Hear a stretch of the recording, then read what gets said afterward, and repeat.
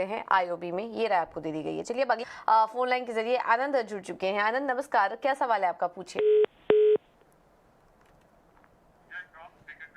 चलिए उनसे संपर्क नहीं हो पाए, लेकिन सवाल है उनका हमारे पास। इन्फोसिस 500 शेयर्स इन्होंने 1700 के भाव पर लिया हुआ है और अब इनको नुकसान हो रहा है स्टॉक में, और क्योंकि शेयर की संख्या भी काफ़ी ज़्यादा थी इसलिए वजह से देखिए करीब 80,000 के आसपास का नुकसान इनको यहाँ पर झेलना पड़ रहा है। स्टॉक 1500 पर कारोबार कर रहा है इस पर स्टॉक में। हालांकि हल्की रिकवरी पिछले एक हफ्ते से हम देख रहे हैं इन्फोसिस के स्टॉक में अच्छी तेज़ी देखने को मिल रही थी, बट इन्होंने थोड़े हाई लेवल पर एंट्री कर ली है जिसका कि इनको खामियाजा इस स्टॉक में इस पर भुगतना पड़ रहा है। कुणाल, अगर ट्रेडिंग के लिए चार्ट्स पर अगर नज़र डालें तो 1700 के लेवल पर इन्होंने लिया हुआ है, कब तक रिकवरी देख रहे हैं आप प्राइस में? पूजा, अगर 1700 के लेवल पे इन्होंने लिया होगा तो शायद मई और जून से पहले की पोजीशन होगी, क्योंकि रिसेंटली हमने इस काउंटर को 1700 तक जाते हुए नहीं देखा। आई थिंक फ्यूचर्स लेवल होगा तो पता नहीं, बट स्पॉट में तो नहीं गया है।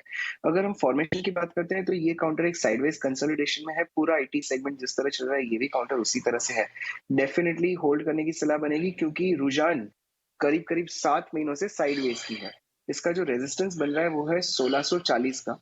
अगर ये काउंटर 1640-50 के ऊपर निकलता है तो एक शायद 1800 1850 तक के लेवल भी हमें दिखा सकता है। सो फॉर टाइम बिंग इसे होल्ड करने की सलाह बनेगी, और इसका जो इमीडिएट सपोर्ट है वो 1440 का है। उसी को स्टॉप लॉस रख के हम पोजीशन कैरी कर सकते हैं।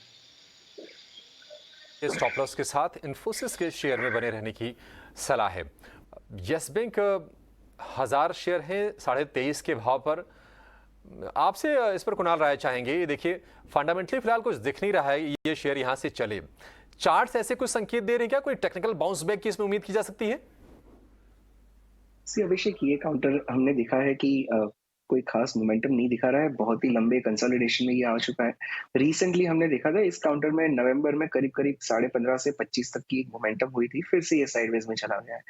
आई रियली फील कि ये I mean to the extent possible just try and exit this. अगर इसमें मोमेंटम शुरू भी होता है और किसी को ट्रेड भी लेना है तो वेरी सिंपल स्ट्रेटेजीज, 10 रुपीज, मतलब 10%, दैट इज 2 रुपीज का स्टॉप लॉस रखें और 5 रुपए का टारगेट रखें। That's it, don't hold on to this counter as of now.